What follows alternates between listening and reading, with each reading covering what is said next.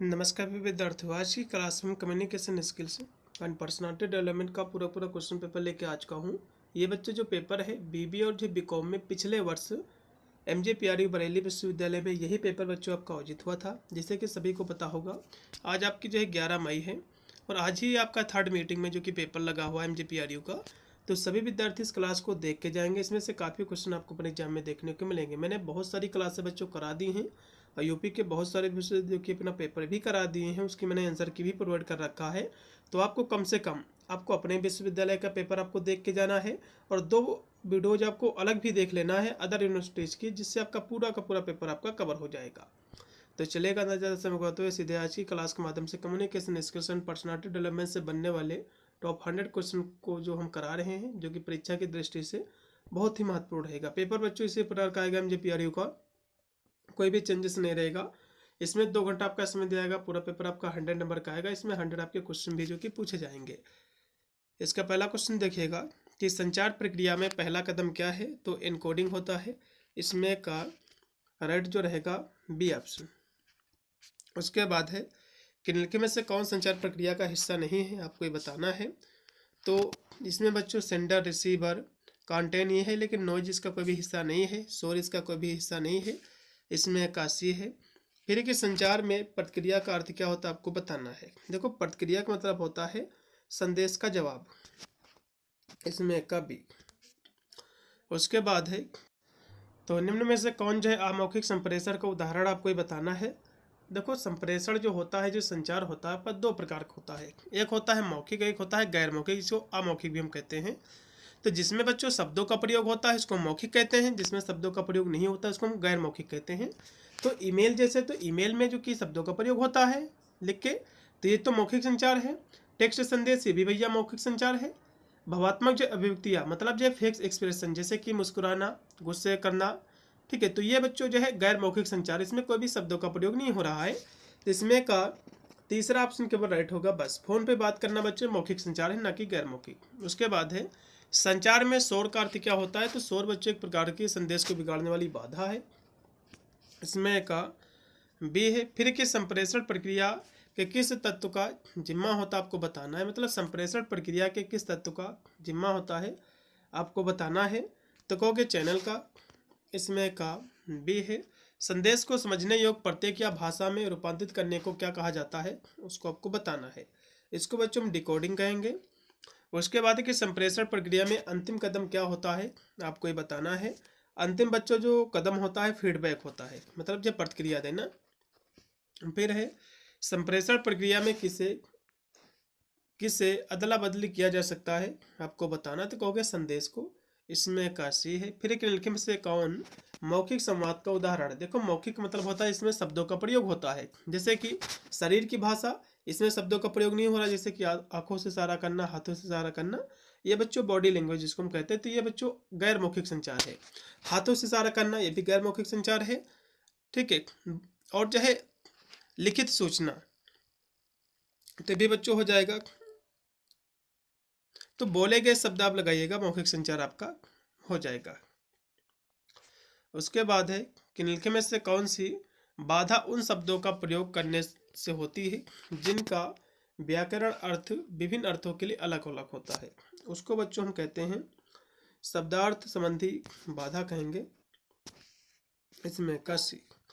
अगला क्वेश्चन भी आपका कि जब प्राप्तकर्ता वातावरण में उच्च ध्वनियों के कारण विचलित होता है, तो इसका जो है कारण क्या है, आपको बताना है। एक इसका उदाहरण है। तो ये बच्चों जो है एक प्रकार की शोर का उदाहरण है। इसमें कसी। अगला क्वेश्चन भी देखिएगा कि संदेशक और प्राप्तकर्ता के बीच साझे किए हुए अनुभव, रुचियों, संदर्भों की कमी को क्या कहा जाता है, आपको बताना है। इसको हम सांस्कृतिक बाधा कहेंगे। इसमें का डी होगा। फिर है कि 2 या 2 से अधिक व्यक्तियों के बीच मौखिक या लिखित शब्दों का प्रयोग करके संचार को क्या कहते हैं, आपको बताना है। इसको बच्चों मौखिक संचार कहेंगे। इसमें का सी होगा। फिर है कि व्यापारिक और आधिकारिक संदर्भों में सूचनाओं के आदान प्रदान के लिए आमतौर पर किस प्रकार के संचार का प्रयोग होता है, आपको बताना है। तो कहोगे लिखित संचार का। इसमें का सी होगा। फिर है कि अखबार, रेडियो, टीवी जैसे परंपरागत मीडिया चैनलों के माध्यम से होने वाला संचार जो होता है इसको क्या कहते हैं आपको बताना है। इसको बच्चों हम जनसंचार कहेंगे।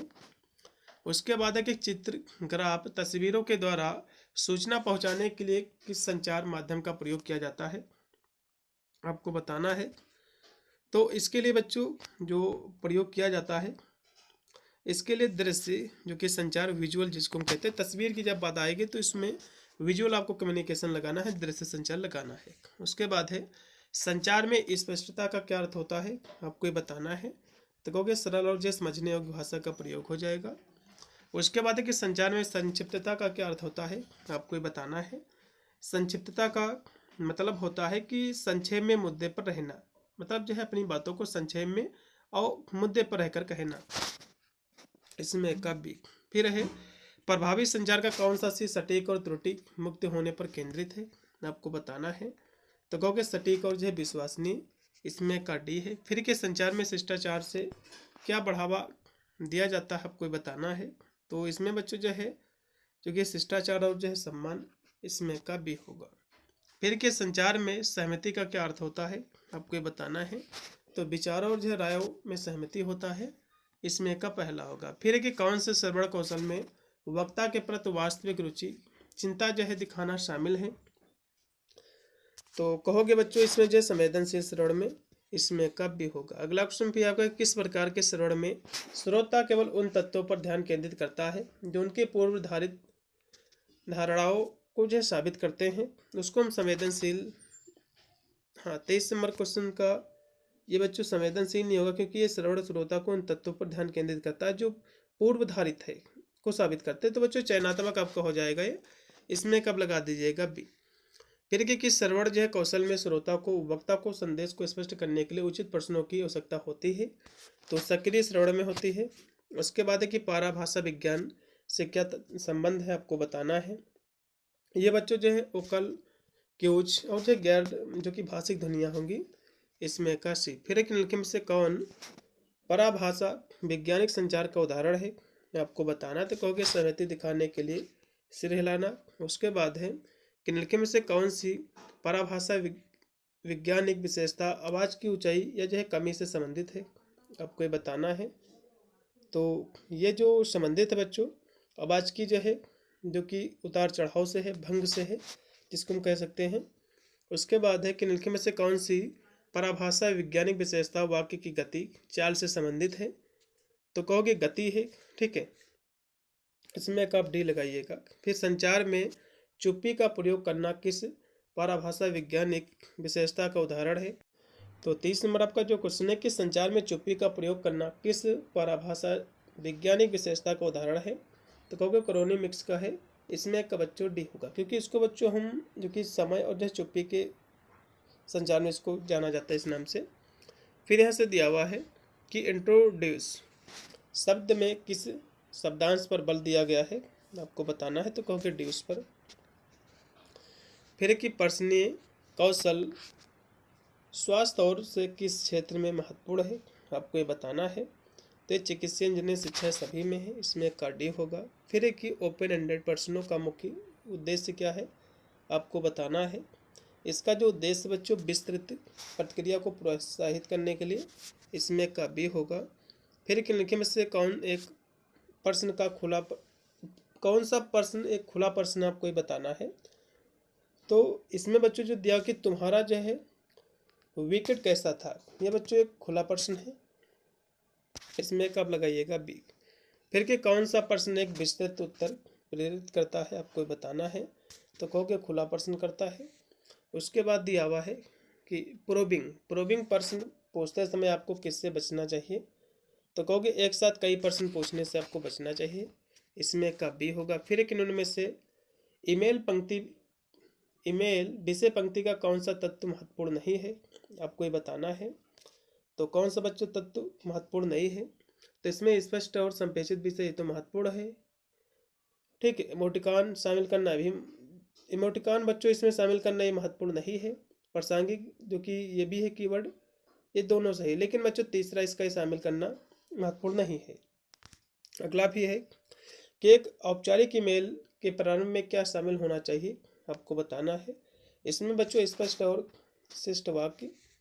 फिर एक औपचारिक ईमेल को समाप्त करने का सही तरीका क्या है, आपको ये बताना है।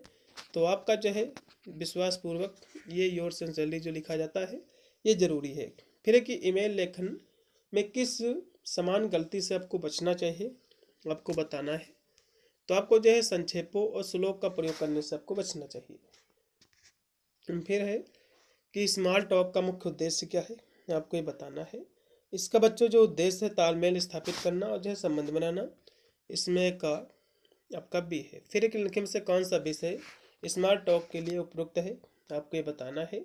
देखो स्मॉल टॉक, देखो हम छोटी सी बातचीत जो कर सकते हैं, किस मुद्दे पर कर सकते हैं, ये क्वेश्चन का मतलब है। तो हम जो है नई फिल्म, किताबें, इस पर हम छोटी सी बातचीत कर सकते हैं। अगला क्वेश्चन भी आपका है, स्मॉल टॉक में किसी दूसरे व्यक्ति के रुचि दिखाने का सबसे अच्छा तरीका क्या है, तो कहोगे खुले प्रश्न पूछकर, इसमें का बी। फिर है कौन सा अशाब्दिक संकेत छोटी बातचीत के दौरान सहभागिता दर्शाता है, आपको ये बताना। तो कहोगे सिर हिलाकर मुस्कुराना, इसमें का बी ऑप्शन पूर्णतः आपका राइट होगा। उसके बाद है कि स्मॉल टॉक का सबसे अधिक इस्तेमाल किस सेटिंग में किया जाता है, आपको ये बताना है। तो कहोगे साधारण जो है व्यापार बैठकों में, इसमें का पहला होगा। फिर कि निम्न में से कौन सा व्यक्तित्व प्रकार सामाजिक उत्साह ऊर्जावान होता है, तो बाहिरमुखी बच्चों, इसमें का राइट आपका बी है। उसके बाद है कि किस व्यक्तित्व गुण से संगठित, विद्यमान और विवरण मुद्रित होने की संबद्धता होती है, आपको ये बताना है। तो जागरूकता से, इसमें का डी होगा। फिर किस जैव व्यक्तित्व प्रकार को कल्पनाशील, उत्सुक और नए अनुभव के लिए खुले होने की प्रवृत्ति होती है, आपको ये बताना। तो कहोगे खुलापन में, इसमें का आप लगा दीजिएगा सी ऑप्शन। उसके बाद आपका 49 नंबर क्वेश्चन कि किस व्यक्तित्व गुणों से शांत, भावात्मक रूप से स्थिर और जब प्रतिरोधी होने का संबंध होता है, तो कहोगे भावात्मक जय स्थिरता से, इमोशनल स्टेबिलिटी से, इसमें का डी है।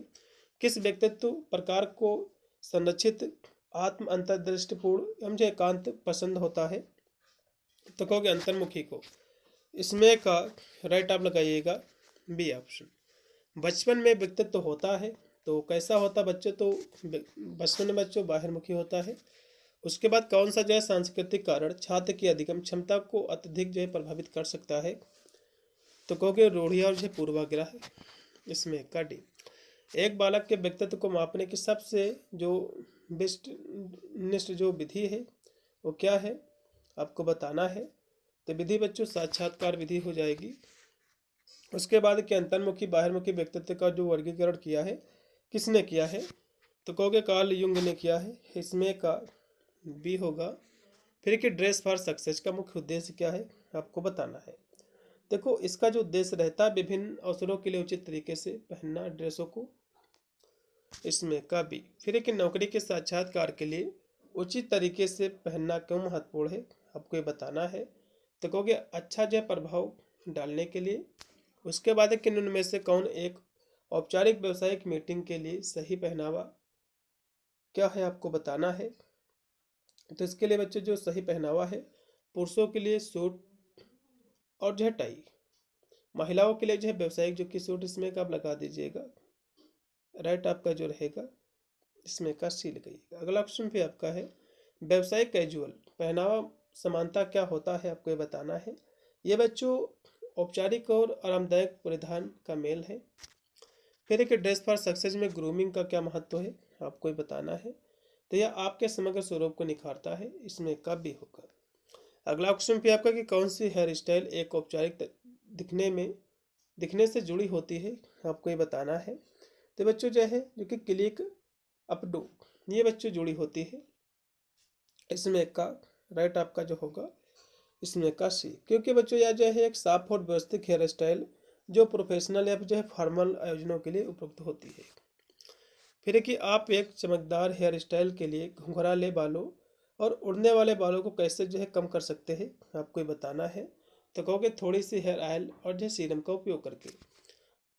फिर कि निर्धारित कर्ल बनाने के लिए कौन सा हेयर टूल सबसे अच्छा है, आपको ये बताना है। इसके लिए बच्चों कार्लिन जो आयरन आता है ये सबसे अच्छा है। उसके बाद की हेयर स्टाइलिंग में ब्लो आउट का क्या अर्थ होता है आपको ये बताना है। इसका बच्चों जो अर्थ होता है एक पेशेवर हेयर स्टाइलिंग जो तकनीक, इसमें का भी है। तो कौन सा बच्चों हेयर कलर अक्सर जो है क्लासिकल माना जाता है और औपचारिक स्थितियों के लिए उपयुक्त है, तो कौन सा है बच्चों, तो कहोगे जेड ब्लैक है, इसमें का सी होगा। फिर कि आमने सामने साक्षात्कार का मुख्य जो है लाभ क्या है आपको बताना है, तो प्रत्यक्ष संपर्क और जो है आपसी तालमेल है। फिर कि टेलीफोनिक साक्षात्कार में निम्नलिखित में से कौन सा चुनौती है इसमें आपको बताना है, तो इसके लिए बच्चों जो एक प्रकार की चुनौती है वो है स्पर्श संचार में बाधा आ सकती है। ये बच्चों जो है एक प्रकार की चुनौती है, इसमें का भी है। फिर कि टेलीफोनिक साक्षात्कार की तुलना में वीडियो साक्षात्कार का एक लाभ क्या है आपको ये बताना है। तो बच्चों प्रत्यक्ष आमने सामने की बातचीत होती है, इसमें का लगाइएगा सी। साक्षात्कार में शुरुआत बयान का उद्देश्य क्या होता है, इसका बच्चों उद्देश्य रहता है संबंध स्थापित करना और माहौल जो कि निर्धारित करना। उसके बाद है कि साक्षात्कार का के दौरान सक्रिय रूप से सुनना क्यों महत्वपूर्ण होता है आपको बताना है। तो सक्रिय सुनना इसलिए बच्चों महत्वपूर्ण है क्योंकि जो है समझने प्रासंगिक जानकारी इकट्ठा करने के लिए। इसमें का पहला, साक्षात्कार के समापन के दौरान क्या किया जाना चाहिए आपको बताना है।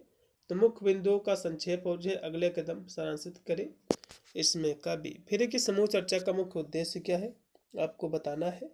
तो कहोगे विचारों और जो है दृष्टिकोण का आदान प्रदान करना, इसमें का भी है। फिर कि समूह चर्चा का प्रभावी पहलू कौन सा है आपको बताना है। तो प्रभावी बच्चों इसका जो पहलू है दूसरों को सक्रिय रूप से सुनना है, इसमें का सी है। उसके बाद है कि समूह चर्चा के दौरान प्रतिभागी को किससे बचना चाहिए आपको ये बताना है। तो असम्मानजनक और असभ्य होना, इससे बच्चों बचना चाहिए, इसमें का सी। फिर 74 नंबर क्वेश्चन की समूह चर्चा का निष्कर्ष कैसे किया जाना चाहिए आपको बताना है। तो कहोगे मुख्य बिंदुओं को संक्षेपित करके, इसमें का बी है। नौकरी का बच्चों साक्षात्कार आमतौर पर कितना लंबा होता है, तो कहोगे 30 मिनट का इंटरव्यू आपका होता है, इसमें का पहला है। फिर है कि रिज्यूम का उद्देश्य क्या होता है बच्चों, तो कहोगे नौकरी के लिए इंटरव्यू के लिए होता है बच्चों इसका यूज। फिर है रिज्यूम में निम्न में से क्या शामिल नहीं किया जाना चाहिए आपको बताना है। तो रिज्यूम में बच्चों रुचियों की सूची, इसको नहीं शामिल किया जाना चाहिए और सभी शामिल इसमें आप कर सकते हो। फिर कि कौन सा रिज्यूम प्रारूप समानता कार्य अनुभव को उल्टे कार्य अनुक्रम क्रम में दर्शाने के लिए उपयोग किया जाता है आपको बताना है। तो कहोगे कालगत रिज्यूम इसको कहते हैं। फिर कि रिज्यूम के लिए आदर्श लंबाई कितनी होती है बच्चों, तो रिज्यूम आपका 1 पेज का होता है। रिज्यूम पर पिछले कार्य अनुभव का वर्णन करते समय कौन से काल का प्रयोग किया जाना चाहिए आपको बताना है। तो कहोगे भूतकाल का, इसमें का सी है। लिंक्डइन प्रोफाइल फोटो कैसा होना चाहिए बच्चों, तो पेशेवर हेडशॉट होना चाहिए, इसमें का डी ऑप्शन है। फिर के लिंक्डइन पर कनेक्शन अनुरोध की अभिव्यक्ति कैसे जो है बनाए आपको बताना है। तो कहोगे साझा हितों या कनेक्शन का उल्लेख करके, इसमें का सी है। लिंक्डइन पर पोस्ट करने के लिए सर्वोत्तम प्रथा क्या है आपको ये बताना है। तो कहोगे प्रासंगिक हैशटैग का जो है प्रयोग करके। फिर कि लिंक्डइन प्रोफाइल को अपडेट करने की अनुशासित अवधि क्या है, तो हर कुछ महीने में, इसमें का अब लगा दीजिएगा बी। फिर कि लिंक्डइन कनेक्शन के साथ कैसे जुड़े आपको बताना है। तो उनकी अपडेट्स को लाइक और टिप्पणी साझा करके। फिर कि मुस्कान आमतौर पर किससे जुड़ी होती है आपको बताना है। मुस्कान बच्चों जो कि फ्रेंडशिप से दोस्ती से जुड़ी होती है, इसमें का बी है। फिर कि बॉडी लैंग्वेज में क्रस्ट आर्म्ड ये क्या संकेत देती है आपको बताना है, तो संरक्षण को। उसके बाद एक निम्नलिखित में से कौन सा इशारा अक्सर रुचि की ओर संकेत करता है, तो कहोगे आगे की ओर झुकना, इसमें का बी है। बातचीत के दौरान तेज आंखें जो कि झपकना ये क्या दर्शाता है, ये बच्चों घबराहट को, इसमें का पहला। बातचीत के दौरान मजबूत नज़रों से संपर्क बनाए रखना, ये सामान्य व्याख्या क्या है इसकी, तो कहोगे इसको बच्चों हम कहते हैं ईमानदारी। फिर कि प्रोक्सीमिक्स, इसका बच्चों अर्थ क्या होता है आपको बताना है। ये बच्चों व्यक्तिगत अंतरिक्ष और जो है दूरी का अंतर है। हैप्टिक्स का बच्चों सही अर्थ क्या है आपको बताना है। ये बच्चों संचार जो कि स्पर्श के माध्यम से इसका अध्ययन है। फिर कि एक्विलिसिस, ये बच्चों आँख से संबंधित है नेत्र के अध्ययन से ठीक है, इसमें का सी है। पाराभाषा के क्या अर्थ होता है, क्वेश्चन सारे आपके एग्जाम में फंसेंगे। तो बोले गए शब्दों के अलावा मुखर ध्वनियाँ और जो विशेषताएं, निम्न में से कौन पाराभाषा का उदाहरण है, आपको बताना है। तो आवाज़ की ध्वनि है। उसके बाद है कि काइनेसिक्स मुख्य रूप से किसके अध्ययन से संबंधित है, आपको बताना है। ये बच्चों शरीर की भाषा से संबंधित है। इसमें का आप लगा दीजिएगा, बी हो जाएगा। फिर कि निम्न में से कौन सा काइनेसिक्स का उदाहरण है, आपको बताना है। तो आंखों से संपर्क है। उसके बाद है कि सांकेतिक भाषा क्या है, आपको बताना है बच्चों। तो इशारों का प्रयोग करके गैरमौखिक संचार का एक रूप है। फिर है कि बाधित समुदायों के द्वारा व्यक्त रूप से प्रयुक्त की जाने वाली सांकेतिक भाषा कौन सी है, आपको बताना है। ये बच्चों ASL है, जिसको हम अमेरिकन साइन भाषा कहते हैं। इसमें का सी है। रंगों के द्वारा संचार को क्या कहते हैं, आपको बताना है। तो रंगों के माध्यम से संचार होता है, इसको हम कहते हैं बच्चों, इसको बच्चों हम क्रोमैटिक्स कहते हैं। इसमें का पहला ऑप्शन। तो ये थे बच्चों आपके 100 क्वेश्चन जो कि कराए हैं। आज आपका पेपर हो जाएगा, तो पेपर अपना भेज देना 8173840090 पर, जिससे मैं उसकी बच्चों आंसर की करा दूंगा। और आपके जो जूनियर हैं अगले साल, उनके लिए महत्वपूर्ण रहेगा। मिलता है वीडियो ले, तब तक सभी को thank you for watching this video.